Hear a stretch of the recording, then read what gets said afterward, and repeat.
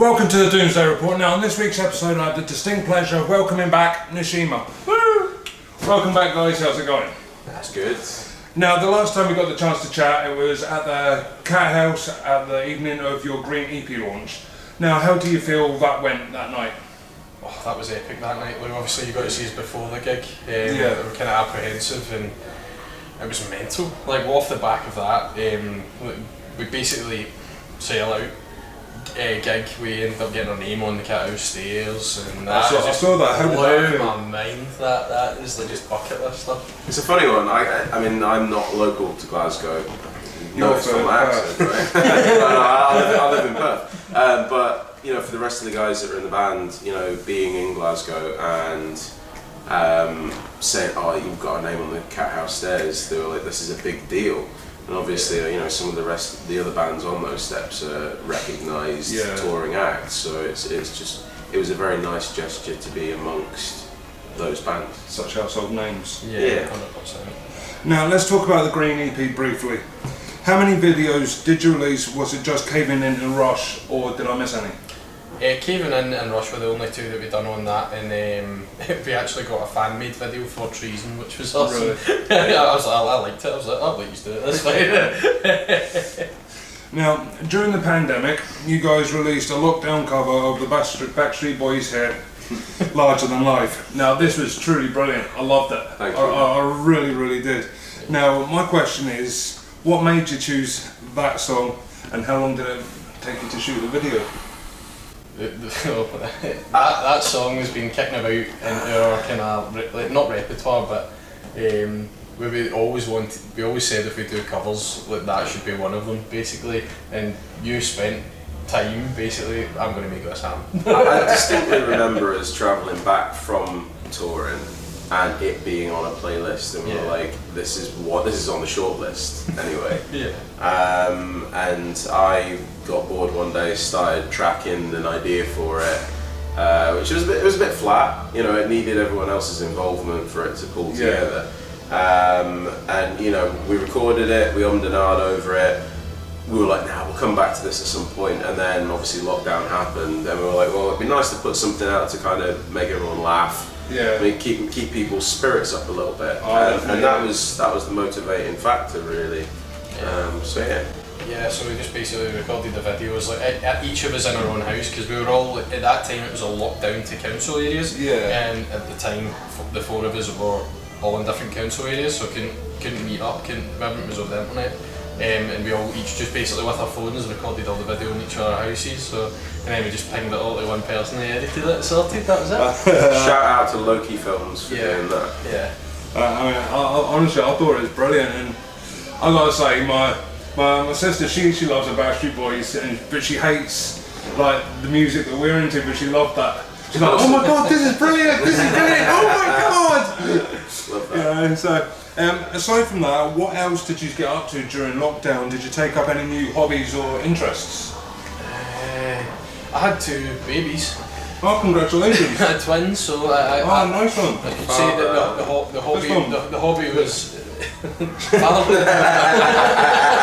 Midnight nappy changes. Yeah. Clean up sick. But that's about it. To be honest, like. From there it was work for me. Unfortunately, I never stopped working through the whole thing. It was mental. I was lucky ones to be working, but also on the back end of it, constant, like in the wrong side of working too hard. Now, when scrolling through your page, I noticed all the good reviews and airplay that you've been getting for your work. Now that must make you feel good knowing that your art is truly appreciated. And there was a video that you posted back in December that had me in stitches, and that's the closed captions. Do you remember that one? No. When the closed captions try and pick up a Scottish accent? Mate, yeah. I'm telling you. Trying to understand me on a video. What were your thoughts on that when you seen that video initially? I think AI needs to get with Scottish accents. That's I mean, it's a good thing that I'm not deaf, because I'd have no idea what the fuck you were talking about. So true.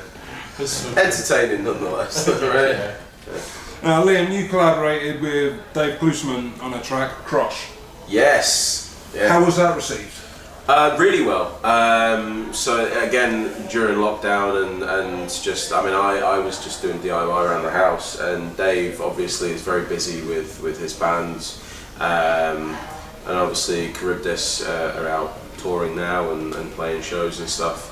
But he was like, it'd be really cool to do a track together. And then obviously he sent me a couple of tracks. He was like, here's a couple of tracks I'm working on. Which one do you like best? And it was the one that eventually became Crush. Mm-hmm. And I had a lot of stuff going on, mentally, just from, I think, sitting around the house like everyone did for 2 years nearly for me. And I was just like, let's just put some of this into that, and that was the result. It took me ages to get down to actually doing the vocal, but when it happened, it came together really quick. So it all flowed really good. Yeah. Right, now in December of 2020 it was announced that Danny was departing the band. How long did it take to find a suitable replacement drummer who can carry on Danny's work with the band? About 3 minutes, I think. Really? Got the email.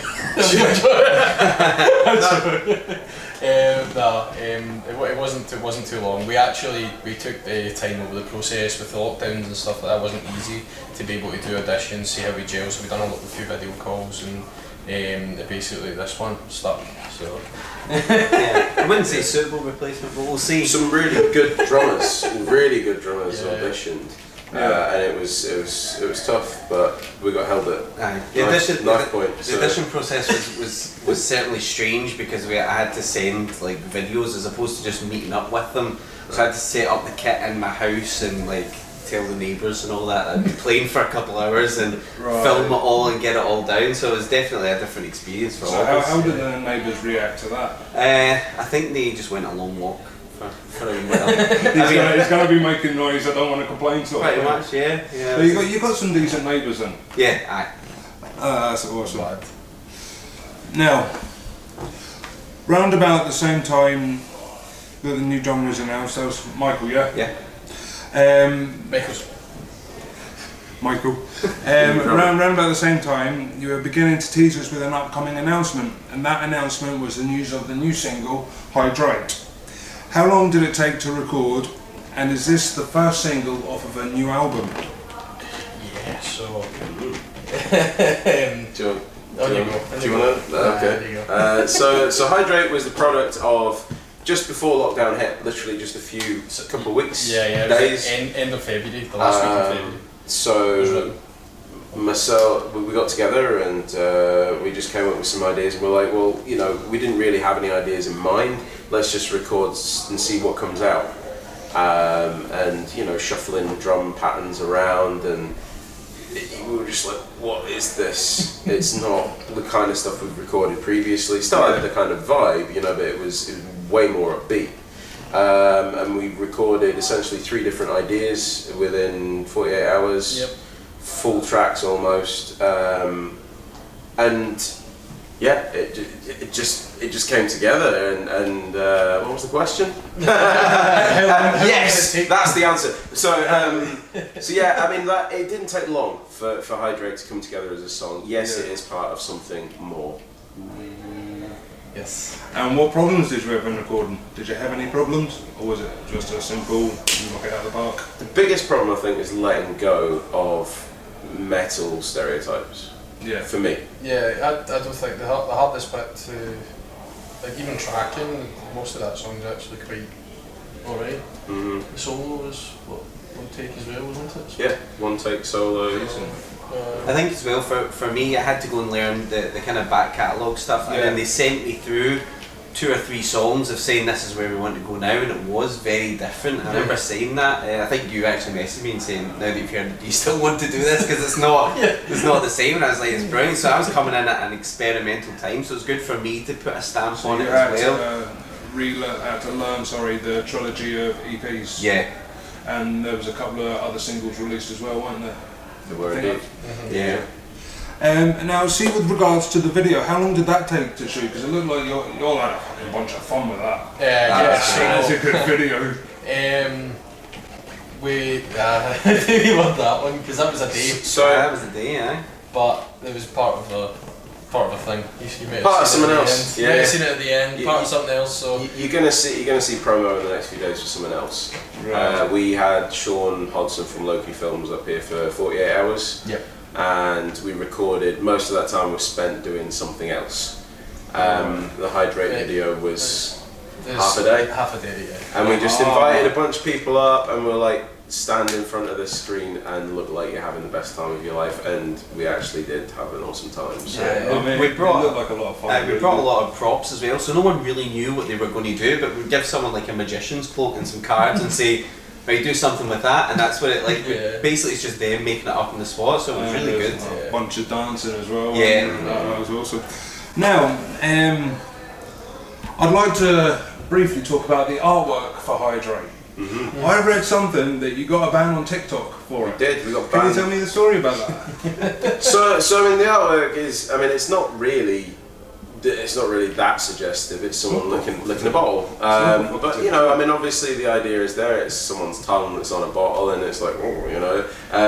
But we knew we were coming from this angle to start with. Fee Monster, who was the model, was just like, that's a really cool idea, you know, and we ran with it. We wanted something really vibrant, and yeah, TikTok was offended by a human tongue licking something, and we got that. You can't do nothing but laugh at that. You get banned off of TikTok for licking a bottle. It quickly unbanned. It quickly unbanned. I think with like a lot of these things, it's just algorithmic. So so yeah, it got put back up, and yeah. That's not too bad. Then. Now, tell me about your summer tour. You've just recently played the UK Tech Fest, haven't you? How did that go? That was good, yeah. That was show number 1 for me. That was my first gig with them. So this will be my second gig. Right. So what was the crowd like at the Tech Fest? It was awesome. It was good. There was a lot of people leaving you. Yeah. It was encouraging, wasn't it? Aye. So Tech Fest is an awesome festival. It is basically a community within a community. Yeah. You go there, and you know, a lot of these people you've already spoken to online at some point. And everyone's super friendly, so people knew we were playing before, you know, you get there, obviously the lineups there and stuff, but we were on the after party, so it wasn't like we were part of the main lineup. Right. But a lot of people were like, yeah, coming to see you, looking forward to it. So it was kind of nice to know that we had, you know, people coming to see us. Yeah. But it was really encouraging on the night. The people that were in that room filled it with their energy. It was just, it was wild. So yeah, it was amazing. Right, now Glasgow tonight, but what about the rest of the tour? Where are you going, on what dates? So tomorrow we're in Newcastle, and then day off on Tuesday. Then Southampton, so big drive. Then Bridgewater, Milton Keynes with Terra 4? Terra 4. Yeah, and then down to Hammerdown Fest in Worthing on Saturday, and then straight back up the road. So it's like day after day after day. Yeah. So I remember I think it was the last interview you were saying that you preferred doing it just on weekends, you know, like stretching the tour out further. Yeah. How will this feel playing like maybe say on a Tuesday night as opposed to the weekends? Yeah, we traditionally try and stick to the weekends. I think with this we had before this was only booked like 2 weeks ago. Yeah, so this kind of came out of nowhere. We had Dominion Festival. It was meant to be today, right? But they had to postpone to the end of September. So instead of cancelling what were our plans for this evening, we just basically goes, why don't we do a Glasgow show? The opportunity's there, we can do it. So, but the original idea was to fill the dates between the two festivals because they were quite far down south.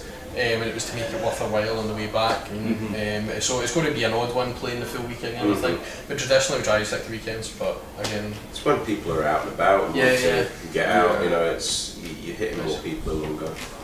Decent. Now, what else have you got planned gig-wise for the rest of the year? Is there anything that you can maybe let the viewers of this know that you're not wanting anybody else to know? Any secret gigs? We're currently looking at Scottish dates. We've had a lot of questions about when are you playing. I mean, this is before this show was even announced. People were like, when are you playing Glasgow? We're playing Glasgow.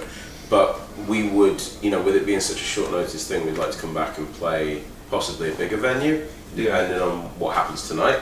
But we've also had questions as to whether we're going back to other places in Scotland.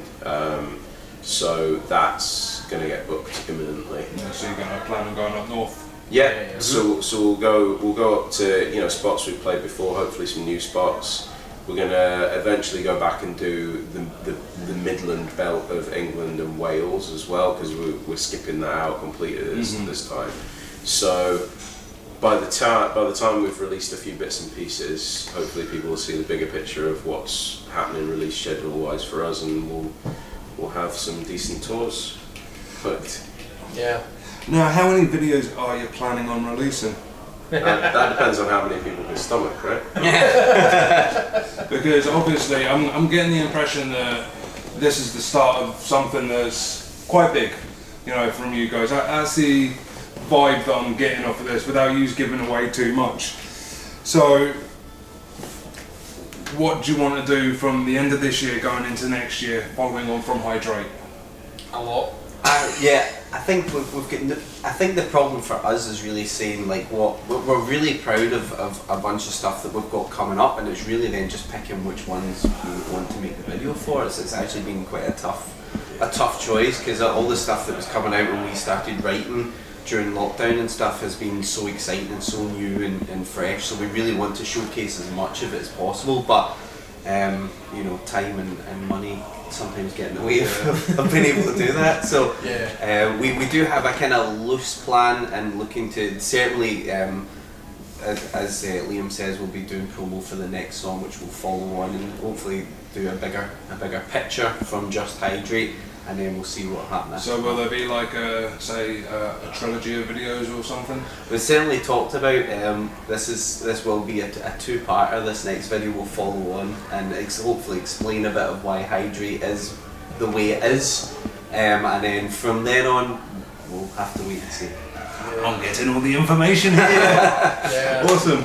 Now you guys have always got like some banging merch, bright coloured merch. Have you got any new stuff kicking about that's on sale? We've got a bunch of some classics like the new stripe, with the pink paint stripe. We've done that for the trilogy, so we've got them. We also have the brand new Hydrate t-shirt, which is a bright orange t-shirt, Neshiima logo right across it, which is it's quite awesome actually. Yeah, I noticed you got like a load of new snapbacks and all, haven't you?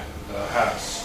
The hats, we've got a few hats. We'd like to get more, I think, because they've done so well for us. Yeah, we're down to a few now, so it's good. Awesome. So how many songs are you planning on playing tonight? 14. So it's going to be a big set then? Yeah, and quite a lot of it's new.